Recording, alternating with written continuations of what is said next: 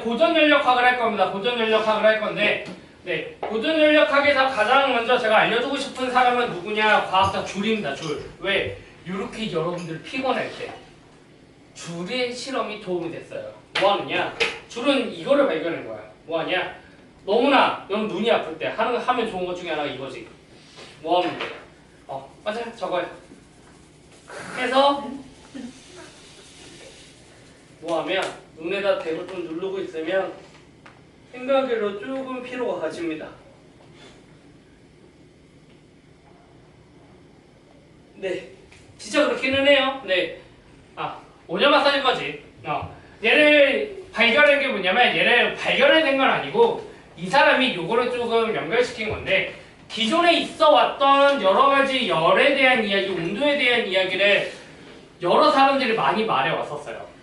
그랬는데 우리가 열이라는 건 뭐라고 얘기하냐면 항상 열이라는 건 우리가 칼로리 여러분이 아는 이거 있죠. 얘를 가지고서 많이 표현을 했었습니다. 그리고 얘는 되게 신비로운 물질이다라고까지 얘기했어. 그래서 칼로리기라 그랬고 옛날에는 그랬는데 얘네들이 줄이 봤더니 결국에는 얘네들은 뭐하냐? 우리가 지금처럼 열이라는 건 마찰만 해도 일어난다는 거야. 말 그대로 우리가 일을 하면 뭐 하느냐? 열이 생긴다는 거야. 그래서 얘를 줄을 연결시킨 게 누구야? 줄이에요. 그래서 여러분 일에 다니는 줄로 쓰는 겁니다. 그래서 그 줄에 J를 써서 줄이라고 써요. 이렇게 쓰는데 얘네들을 봤더니 열의 일당량이 얼마냐? 이걸 열의 일당량인데 네. 얘네들을 일기시켜 봤더니 W는 JQ라고 줄 때 이 J가 몇이냐? 약 4.2줄 per 칼로리예요. 1칼로리가 4.2줄 정도의 일입니다.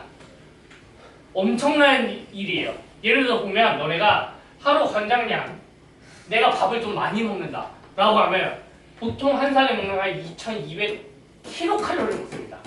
하루 먹는 양이 하루 먹는 양. 근데 너네가 이거를 태우려면 내가 살을 빼려면 이거 다 태워야 되잖아. 그러려면 엄청난 일을 해야 돼. 왜냐? 얘네들의 일의 양이 얼마냐면 이런 말이야. 여기다가 4.1로 곱해. 그러면 1로 바꿀 수 있거든. 킬로줄, 킬로칼로리. 그러면 우리가 뭐야? 2200 곱하기 4.2 킬로줄이 돼요.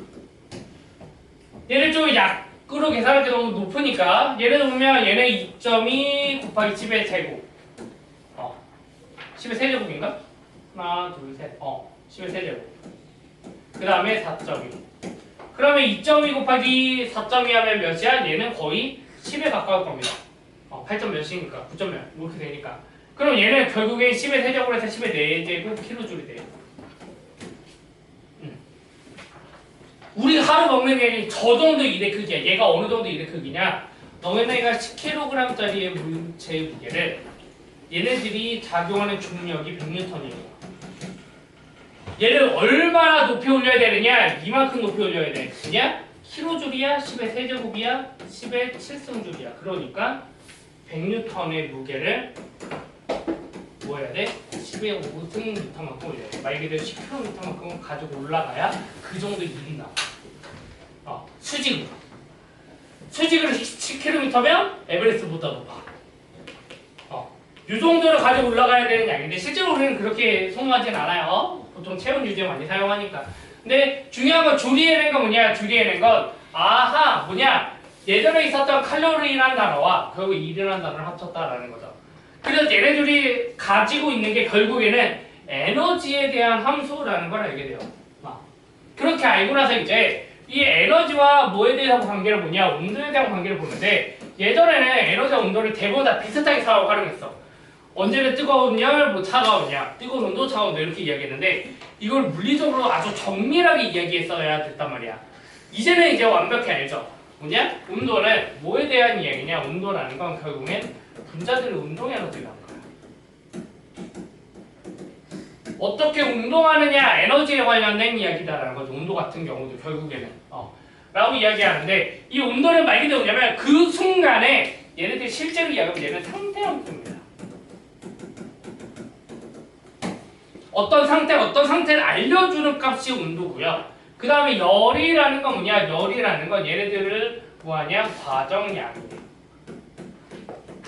또는 과정 함수입니다.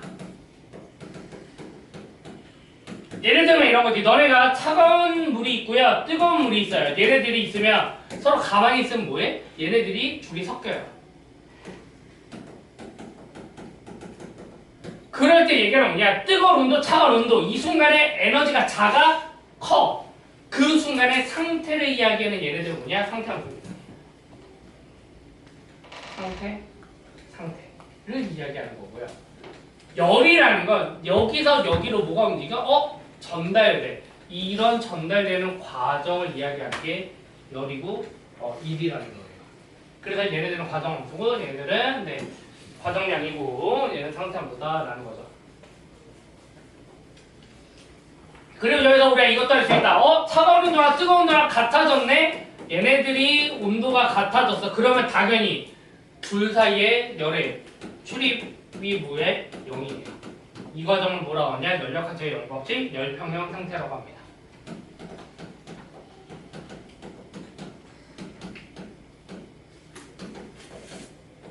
열평형 상태라고 이야기해요.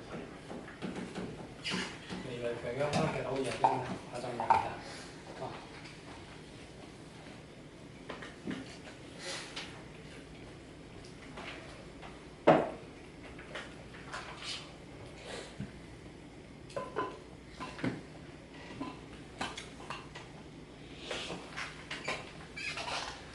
그러면 이 온도들의 이 상태들, 분자들 운동 에너지를 결국에 얘기할 때 당연히 에너지마다 다 다르단 말이야. 그래서 여러분 화학 시간에 이거 배웠다며. 맥시멈 불청한 분포. 각각의 분자들의 운동을 따지면 이런 특정 온도에 이런 온도들이 존재한다라는 형태의 얘네들을 모르고 해. 확률을 구할 정도로 다 다양해. 그럼 결국에는 얘네들의 운동 상태를 얘기하는 우리가 기준점이 필요하다는 거야. 그거를 척도를 세우는데 온도 척도를 세우는데 이런 줄이 있으니까 척도 세울 때 어떻게 세웠냐? 이렇게 세웠다는 거지. 우리가 세 가지가 있어요. 섭씨 온도, 가시 온도, 그 다음에 절대 온도가 있어요. 우리는 자연스럽게 뭐를 활용할 거야? 얘를 활용할 거고요.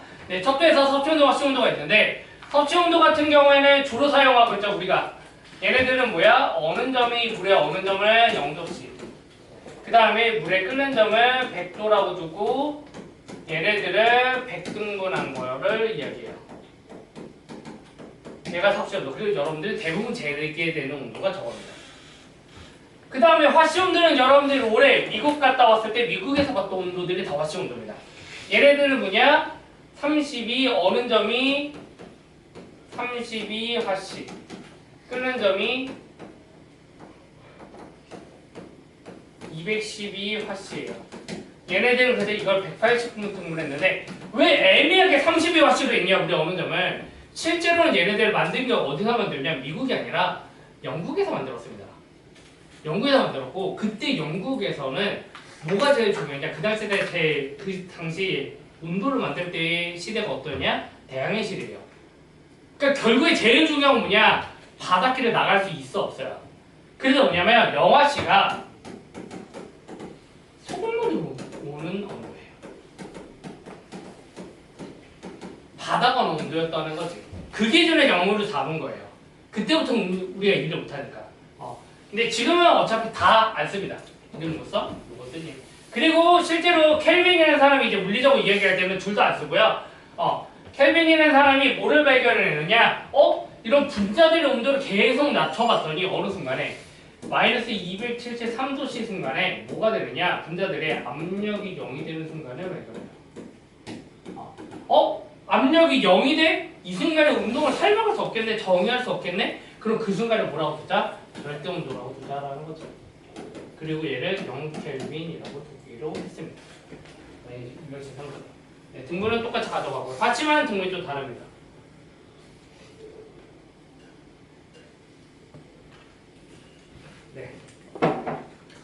그래서 우리는 좋아.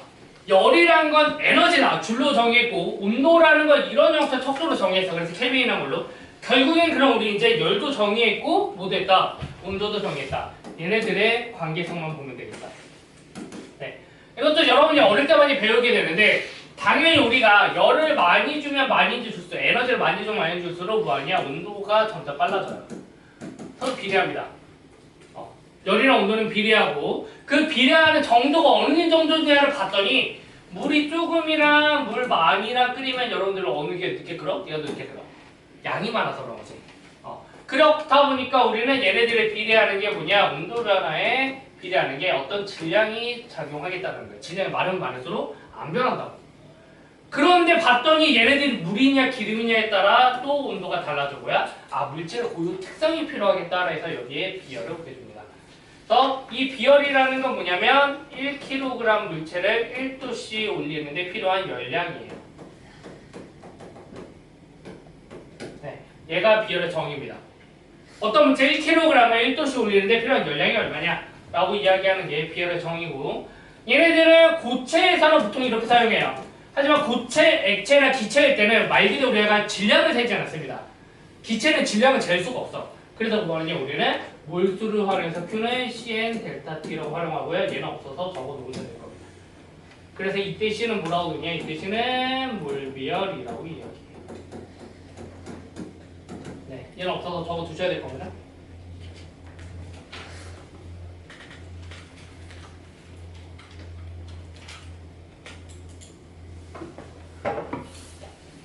나중에 이거 왜 나왔냐고 하지 말고 제가 학습지 만들면서 빼먹었더니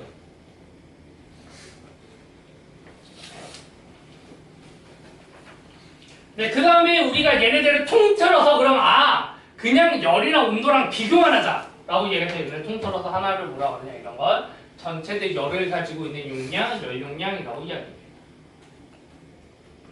얘를 뭐라고 하냐? 얘를 열 용량이라고 해요.